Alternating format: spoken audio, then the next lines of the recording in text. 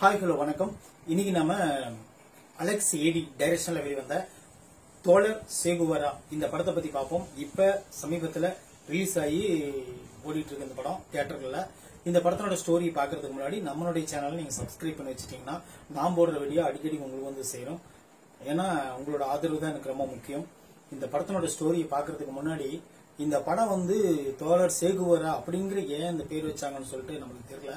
இந்த படம் வந்து ஆரம்பிக்கும் போதே என்ன சொல்றாங்கன்னு பாத்தீங்கன்னா, ஒரு பெஞ்சில் ஒரு மாணவன் வந்து தாழ்த்தப்பட்ட ஒடுக்கப்பட்ட மாணவன் வந்து ஒரு ஸ்கூல் பெஞ்சில் அவங்களுக்கு ஈக்குவலா உட்கார்ந்துடுறான்னு சொல்லிட்டு அந்த பையனை கொடுமைப்படுத்தி கொண்டுறாங்க. அதுக்கப்புறமும் ஒரு அம்மா வந்து என்ன பண்றாங்கன்னு பாத்தீங்கன்னா, தன்னுடைய பசங்களை 2 பேர்த்தையும் நல்லா உயர்தனமா வளர்த்தணும் அப்படிங்கிறதுக்காக வளர்த்துறாங்க. அந்த பெரிய பையனும் சின்ன பையனும் என்ன பண்றாங்கன்னு பாத்தீங்கன்னா, படிப்பை பாதியிலே விட்டுட்டு போய் ஒரு மெக்கானிக்கல் வேலை செய்யறாங்க. அப்போ வந்து ஒரு சம்பவம் நடக்கு. தன்னுடைய பையனுக்கு வந்து தம்பிக்கு வந்து ரொம்ப ஒரு மோசமான ஒரு சூழல் ஏற்படுது. அப்போ வந்து அண்ணன் கோவப்படுறாரு. கோவப்பட்டோன்னே அந்த ஏரியாவில் இருக்கிற ஒரு பெரிய மனுஷன் என்ன பண்றாருன்னு பாத்தீங்கன்னா, தம்பி நம்ம படிச்சாதான் உயர முடியும், இந்த மாதிரி நம்ம வேற வேலை செஞ்சுட்டு இருந்தா நம்மள வந்து மட்டம் தட்டிட்டு தான் இருப்பாங்க, தயவு செய்து அதுக்காக நீ படின்னு சொல்றாங்க. சொன்னோன்னு என்ன பண்றாருன்னு பாத்தீங்கன்னா, உடனே என்ட்ரன்ஸ் எக்ஸாம்ல பாஸ் ஆகி ஒரு காலேஜ்ல அவருக்கு சீட் கிடைக்குது. கிடைச்ச உடனே அங்க போய் சேர்றாரு. அந்த காலேஜ்ல தான் சத்யராஜ் ஒர்க் பண்ணிட்டு இருக்காரு ப்ரொஃபஸரா.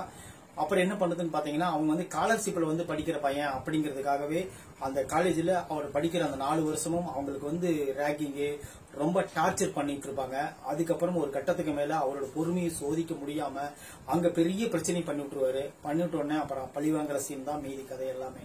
இந்த படத்தினோட ஸ்டோரியே இவ்வளவுதான். இது வந்து ஓப்பனிங்ல வந்து நல்ல கருத்துள்ள படமா எடுக்கலன்னு சொல்லிட்டு ஒரு பையனை வந்து ரொம்ப டார்ச்சர் பண்ணி கொடுமைப்படுத்துற மாதிரி எடுத்தாங்க.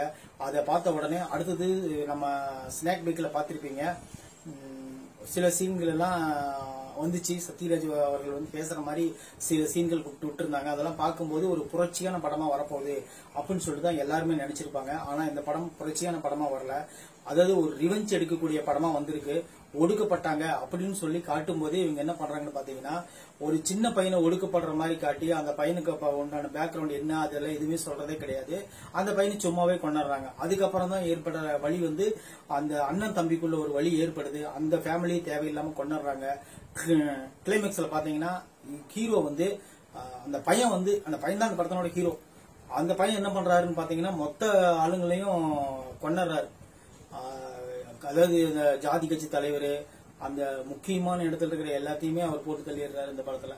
அதுதான் ஒரு என்னன்னு சொன்னா, ஃபர்ஸ்ட் ஹாப் ஃபுல்லாவே ஓரளவுக்கு சத்யராஜை வச்சு கொஞ்சம் அப்படியே சீன் கிரியேட் பண்ணி கொஞ்சம் தெப்பு தேத்திட்டாங்க. செகண்ட் ஹாப் ஃபுல்லாவே பாத்தீங்கன்னா அந்த ரிவெஞ்ச் எடுக்கிற சீனை போட்டு சளிப்படைய வச்சுட்டாங்கன்னு சொல்லணும். மொட்டை ராஜேந்திரனுடைய காமெடி வந்து இடையில அப்பப்போ வந்துட்டு போனா கூட அது வந்து நம்மளுக்கு கதையோட ஒட்டாம இருக்கிறதா நம்மளுக்கு யோசிக்க தோணுது. கூல் சீரியஸ் திடீர்னு வில்லன் ஆயிடுறாரு. அது ஏன்னு தெரியல. இன்னொரு விஷயம் என்னன்னா, ஒரு பெரிய ஒரு அதாவது ஒரு அவங்க ஆதிக்கமா இருக்கிற ஆளுங்கன்னு சொல்லிட்டு இருக்கிற அவங்க வந்து அந்த ஸ்கூல்ல படிச்சிட்டு இருக்காங்க. அதாவது ஒரு ஸ்காலர்ஷிப் வாங்கக்கூடிய ஒரு பையன் போய் அதே ஸ்கூல்ல படிக்கிறாங்க காலேஜ்ல. அப்ப என்ன ஆகும் அப்படின்னு சொல்லிட்டு அவங்க வந்து திமிர்த்தனம் காட்டுறாங்க. காட்டும் போது இவர் என்ன பண்றாருன்னு பாத்தீங்கன்னா, எல்லா விஷயத்திலும் பொறுத்து போகும்போது நம்மளுக்கு கொஞ்சம் பிடிச்ச மாதிரி இருக்கிறாரு. அதுக்கப்புறம் ரிவெஞ்ச் எடுக்க கிளம்பின உடனே நம்மளுக்கு வந்து அது நம்ப முடியாத சீன்களா மாறிடுது இல்லையா. அதனாலதான் தோழர் சேகுவரா வந்து ஃபர்ஸ்ட் ஆரம்பத்துல ஓப்பனிங் நல்லா கொடுத்துட்டு கிளைமேக்ஸ் கொண்டு போய் ஆவரேஜ் படமா முடிச்சிட்டாங்க அந்த படத்தை. இன்னும் நல்லா எடுத்திருந்தா ஓரளவுக்கு நல்லா இருந்திருக்குன்னு நான் நினைக்கிறேன். சத்யராஜுக்கு வந்து ஸ்பேஸ் கம்மி தான். அவர் ஒரு 4-5 சீன்ல தான் வராரு. வந்த உடனே அவருக்குண்டான கருத்தை சொல்லிட்டு அவர் போயிடுறாரு. அவரு நாஞ்சில் சம்பத் அவர்கள் வந்து ஒரு கிராமத்துல ஒரு ஊர்ல ஒரு அதிகாரத்தை எதிர்க்கிற ஒரு ஆளா இருக்கிறாரு. அவரு உண்டான கருத்தை அவர் சொல்லிட்டு இருக்காரு.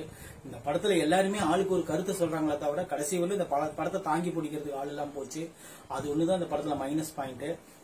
படத்தை பார்க்கலாமான்னு கேட்டீங்கன்னா ஒரு டைம் பார்க்கலாம். உங்களுக்கு வாய்ப்பு இருந்தா பாருங்க. இந்த படத்துக்கு வந்து நம்ம தரக்கூடிய ரேட்டிங் வந்து பாத்தீங்கன்னா 45 to 50 கொடுக்கலாம். ஏன்னா அதுவும் இப்ப எல்லா பெர்ஃபார்மன்ஸும் ரொம்ப கஷ்டப்பட்டு சிரமப்பட்டு எடுத்திருக்கிறாங்க. இருந்தாலும் கதை வேணும் இல்லையா. தேங்க்யூ.